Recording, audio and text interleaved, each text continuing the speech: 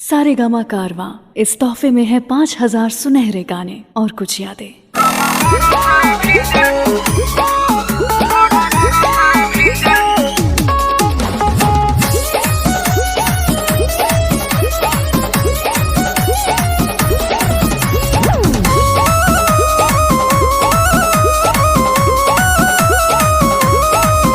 अली होलिया में साली मुस्कान पूरा लइका सन के बन गइली जान हो। अली होलिया में साली मुस्कान पूरा लइका सन के बन गइली जान। सच के सवारी के निकली है घर से टच करे खाती मन तरस रंग बरस भीजे चुनर चोली रंग बरस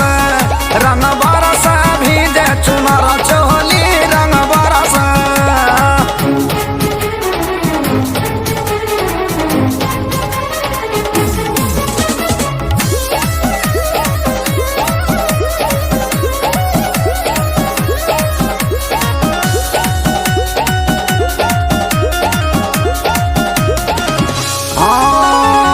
बड़ी सवलिट बाड़ी भैया के साली लमा फिचिकारी तो देखी लजाली।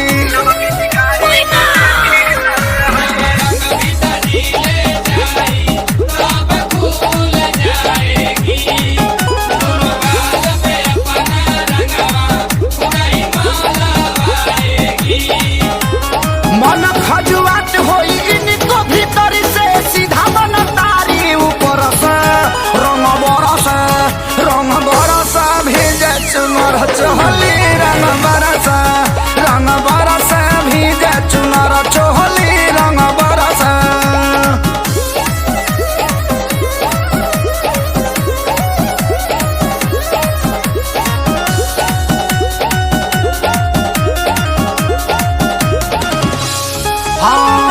कोरा उठावला पदेत बाड़ी गाड़ी नारा उ कोस गइल वो जन बाभारी।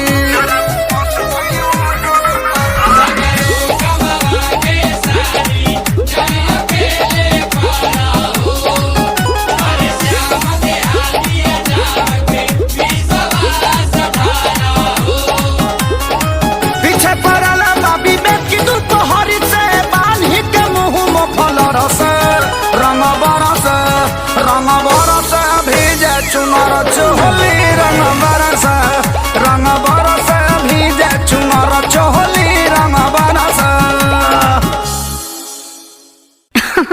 अरे पूरा इंडिया हिली बाबू, खाली तू देखत जा। सच के